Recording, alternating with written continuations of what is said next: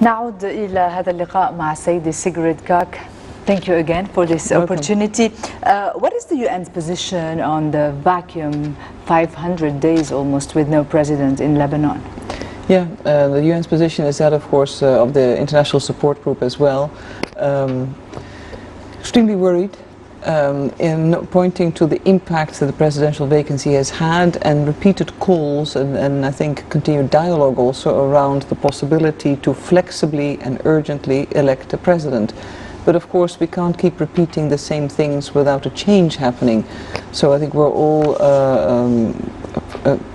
positive or interested in seeing an outcome around the dialogue that's being chaired and led by Speaker Berri, efforts by others. But the fundamentals, of course, of the absence of a head of state at a country in a region in crisis is like a double negative. And I think we can attest to the weakening of the functioning of the institutions of state, the governmental paralysis, the overall political paralysis, and of course there's an economic impact. And there's the immeasurable, the intangible, a country that does not have a head of state for a truly protected period of time projects a level of insecurity towards the outside world.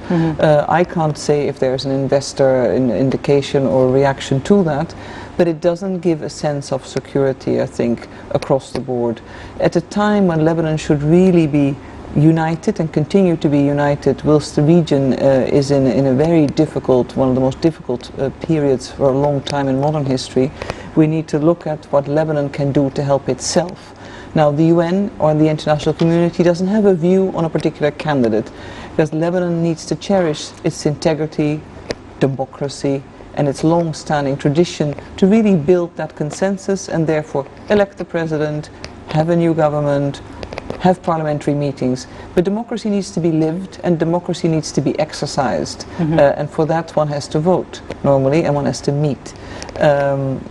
Dialogue sessions ideally will lead us all back to parliament, lead the Lebanese, the elected officials back to parliament, and hopefully the process gets that new momentum that is badly needed.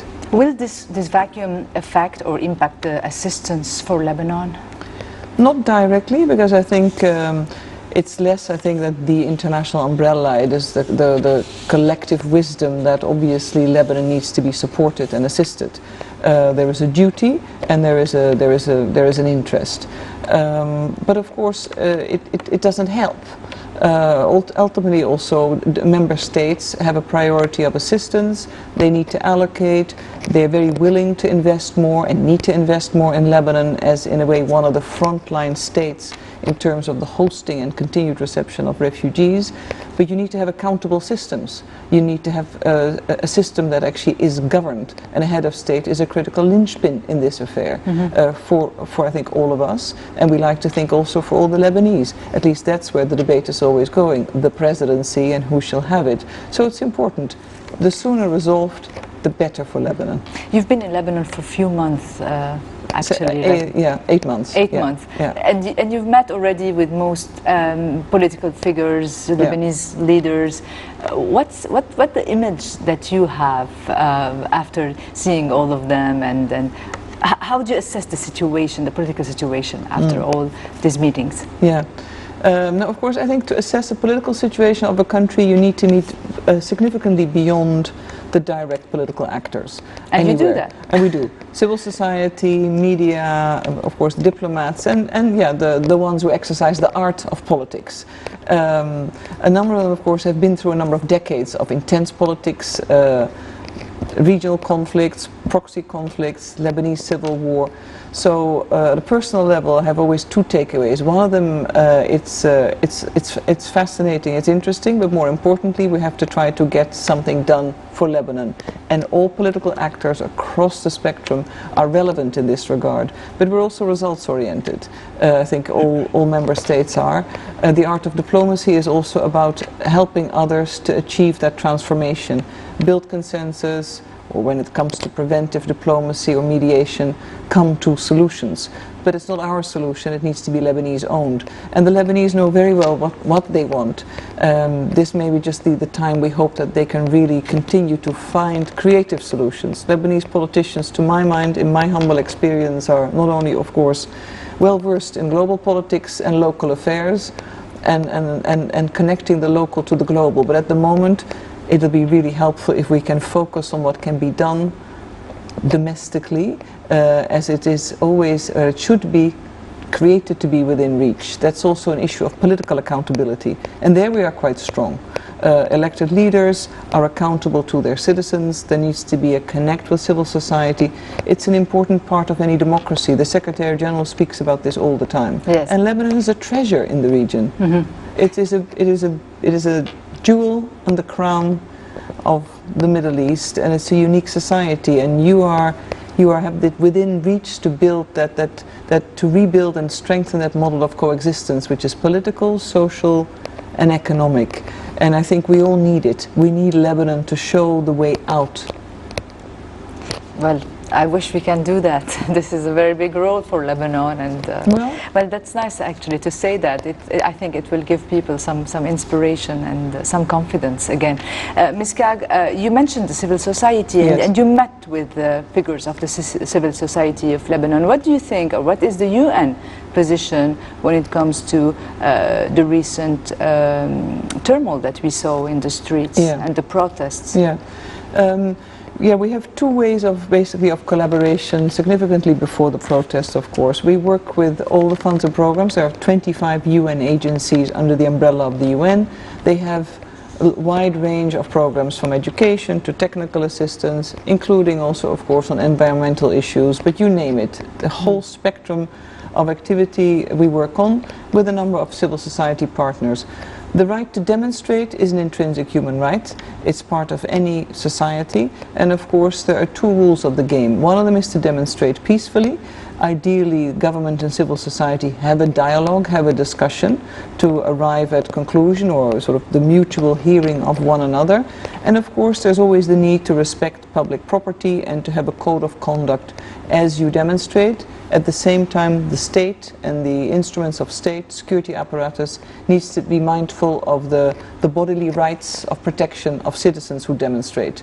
Within that scope, of course, we've seen aberrations, behavior by some elements, it seems, reported, as well as injured protesters and concerns over the use of force. The Office of the High Commissioner for Human Rights is following up, because of course we work on the basis of facts, not what third parties have told us. We need to make sure that we actually speak to what the issues are, and then we raise them.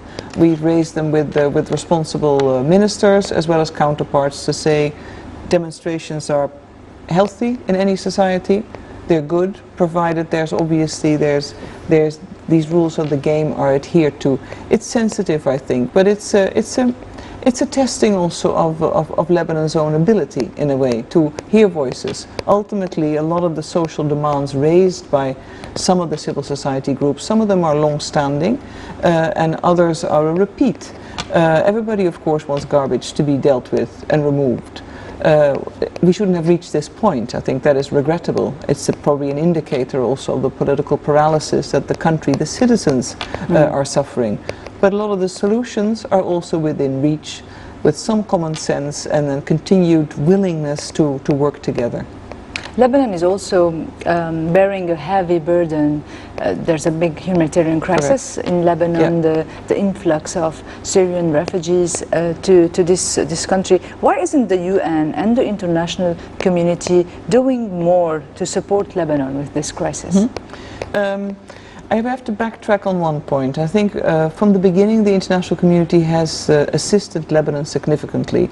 Over $3 billion in international assistance have actually been channeled to Lebanon, and perhaps I'm not even including a lot of the bilateral aid programs that member states have generously made available. However, it's fair to say that it's not enough. and the needs will be growing, because as a refugee population stays and is expected to stay significantly longer from the early days of their arrivals, their needs also change. Children need to be in school. We still have more than 200,000 Syrian children out of school. The needs of winterization, and we can fully understand that between government and Lebanese citizens, people feel that Lebanon is bearing an undue burden of the crisis. So what we're trying to do is mobilize significantly more financing, also in the longer term, and remind a lot of the donor countries that whilst Europeans are reacting to the arrival of a very small number of refugees, relatively speaking, in regards to the percentage of the population of, let's say, of the European Union, to remind them you need to finance also a lot more, because Lebanon, as well as Jordan, Turkey is of course bigger, but equally Turkey, these countries have carried the burden quietly, generously. In the poorest communities, the Syrian refugees are hosted. There may be concerns, but not complaints. So but it's Lebanon been remarkable. is paying the highest price when it comes to this humanitarian crisis, regarding the number of refugees in Lebanon, and the lack of space to host the impact on infrastructure, on social services, on the economy, I think is undeniable, and this is why I keep raising it in the Security Council. I've traveled to Brussels. I go to a number of countries to precisely make that case, to say don't take it for granted, and a lot more and different financing flows are needed if we do not want Lebanon to sort of to become more fragile as a result of its generosity. And that's a tough call. As you know, member states prioritize. My colleagues always remind everyone that there is not a donor fatigue yet when it comes to the Syria crisis, but it is the sheer scale and scope of a number of conflicts globally. We're dealing with the largest number of refugees ever. That the international system has not yet adjusted itself to this reality. But from a Lebanese perspective, I fully understand that you're saying, well, that is all fair and good, but we need a lot more, because water services, schooling, etc., etc. And because the World Bank talks about $7.5 billion of loss for Lebanon until today. Correct. So what about the budget for UNHCR, and is it going to be the same? Is there a growth in that budget or no? Well, we don't, you know, all funds and programs are voluntarily funded, so they don't have a budget that is like a government where you say this is my fixed cost.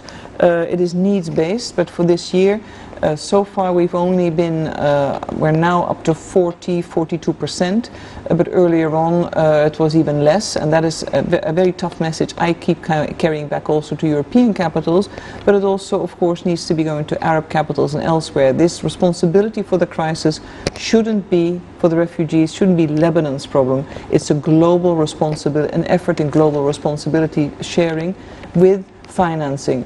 Of course, ultimately, political solution in Syria is the crux of the matter, and then we can start to look in due course at rehabilitation and safe returns if and when that is actually deemed appropriate for the refugees, safely and securely. All we do at the moment, in a way, of course, is a mitigation of a terrible political and military crisis. And what's the European view on that? We have the perception that maybe European countries prefer that the refugees stay in the region, in the countries surrounding Syria. Is that a true perception?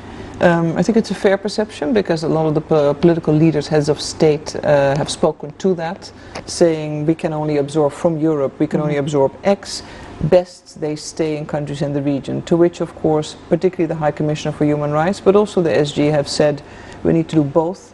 There's a right of asylum, there is the protection need. You need to finance significantly greater the countries of the region, but also we need to look at resettlement of refugees in significantly greater numbers, and that's as it's turned out to be a very sensitive and hotly debated issue for the European Union, but I think they need to also address it, and it shows that the whole system has to review the way it operates, because Lebanon cannot continue to be the largest per capita refugee hosting country. It's impacting Lebanon, as we know, and our role, my job, is also to not only remind and be part of the conversation around possible solutions, that are good for Lebanon, protect the refugees, and let's not forget the Palestine refugees and all other people who come here not by their own choice, but out of conflict or fear of persecution. But Lebanon also needs to be protected, and Lebanon needs to shine. As I mentioned before, the region needs Lebanon to shine. I remember the first time I've met with you, I had the honor of seeing you, Ms. Kag. You invited us to talk about women and decision making. But then I had this impression that once you go and you dive in the political problems of Lebanon, maybe it won't be a priority for you. What do you think right now? Do you think you can do some work in helping Lebanese women to be in the decision making of this country? Well, I sincerely hope so. I think they're wonderful decision makers in their own right, but they're not represented in political life, and that needs to be changed. I think everywhere in the world, as you know, the statistics in terms of social progress change significantly when women are in parliament or in positions of political decision making. Sadly, Lebanon still only has 4 representatives in parliament, 4 female representatives. We're working with women's groups in preparation for future elections. I think the issue of a women's quota is very relevant in this case to sort of bridge that gap once and for all. Municipal elections, training of women to be candidates, to represent, raise their voice, to really sort of leverage the strength that they have, and obviously ultimately be seen to be equal, and if not stronger than men. Women in peacekeeping, women in peace and security, apparently, we know, bring significant talents to the scale, to the debate and action. It's very different. The other day I was nominated on a women's leadership list in the Netherlands, and I've gone particularly because I firmly believe in women in leadership and political representation. I've gone only to speak to younger women in my own country to say, not only you can, but you must. And it's about men and women together. But if women aren't present, it's not going to happen. It's not at the expense of men. It is the men and women together that really represent the full spectrum of society and give a good image and I think a vision for young people. That's very inspirational, I think, for Lebanese women. Again, this is the UN is celebrating this year its 70th anniversary. What is the importance of this day, particularly for Lebanon? Lebanon was there. Lebanon was one of the first 50 member states to sign up. Shal Malik was there too. Founding father. Founding father, exactly. And Lebanon has journeyed together with the United Nations for better and for worse, I would say, in very difficult and trying years of Lebanon's history. And yet Lebanon is always amongst the first countries in the Arab world to sign up to conventions, to ratify them, and to demonstrate and invest towards achieving progress, particularly when it comes to issues of human rights, social rights. So I think the history of Lebanon and the UN is an important one, but we're also at a crossroads where we're looking at sustainable development goals, climate change. I mean, not everything is politics. I know we're living in an era, in a region where everything that is done internationally is seen through the lens of politics, but actually all our other topics and which are of relevance to Lebanon are in the socio-economic realm. And again, here the history of the UN and Lebanon together is one of change, transformation, overcoming crisis, and then building and strengthening the country. And that's our relationship, and we want to hear from the Lebanese, not only on the 21st of October when we mark the occasion, but for many years to come. Ideally, we should be, in the business of getting out of business. We may not be there yet as a UN family in Lebanon, but Lebanon is fully capable. Your best asset is always, like any country, your human capital, and then it's a matter of making it happen. What are the Lebanese perceptions of the UN, according to you? I'll give you something that I know in the region. Very often the UN is seen primarily through the Security Council lens. Frustration, coming back to the joke that, how do you go expressing concern, regret, and not much else. That is some of it. Equally so, we know in Lebanon, the Lebanese appreciate immensely the role UNIFIL has played, and there is a very kind respect for a lot of the work done by all of us together in the United Nations family. But I would say it's most likely, from what we know, a very mixed view. But because the Lebanese are highly educated, exposed, and internationally very connected, they also know that the UN system is a reflection of the member states. There are areas where you can do an awful lot, be it the social sectors, and the political realm, the limitations or the possibilities is one that is subject much more to international negotiations, decision making and consensus. So I would say it's probably a mixed bag, and obviously a cup that is half full.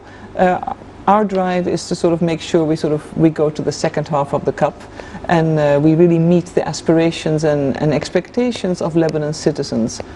But there's a country and there's a government, and obviously the first port of call for any citizen is its own government, and we're here to help and support. You're living in Lebanon right now, but before that you used to live in Palestine. Yes. How do you see the debate different between Lebanon and the Palestine? How much the issues and the concerns are different? Yeah, it's some of it I think is it's fairly similar. It's on issues of the region, violence, concerns over growing sectarianism, even though that is not an issue in Palestine. Human rights, Gaza, occupation, situation in Jerusalem. Obviously there is I think there's a lot of, there is genuine shared, there is one view on some of these situations, what's happening to people. Of course elsewhere it's location. The Lebanese look towards Syria, they look towards developments in Iran, they look towards Saudi Arabia. In Palestine it is, for the longest time it was always a Palestinian-Israeli dimension and the peace process. The political dynamics or the absence of progress is obviously impacting people's lives daily, as we've seen now as well. So everybody's got, has its own their problems. history and their trajectory. Yeah. And their own big problems, I guess, and big miseries. Well, one last question. What are the key human rights issues for Lebanon right now? Well, practical one, we're obviously actively working with the LEF and others to follow up on the recommendations of the Commission Against Torture. More broadly, there are other issues of human rights, be it, for instance, now the case of civil society, arrests, what happens to people when they are detained, and the other side of the spectrum and in a different domain is radicalization, arrests of radicals, again detection. As you know, radicalization often happens anywhere in the world, also while in arrest and the way one is being treated. So it's, I would say it's a mixed bag, but we're also looking at protection of Syrian refugees, that it is a human rights issue, as well as the Palestine refugees. Choices, access to exercise your rights, that makes a stronger basis for society, any society. Thank you so much, Ms. Sigrid, for being with us, for your time. You have a very busy week this week, and thank you again for helping us in our campaign, Hamlet Dafa campaign, that we are launching on November 1st to help as much Lebanese and refugees, as much people as we can, regardless of their nationality and their religion. So thank you for helping us, and thank you for being such a wonderful representative of the international community. Thank you very much. مشاهدينا، أنا بشوفكم الأسبوع المقبل. إلى اللقاء.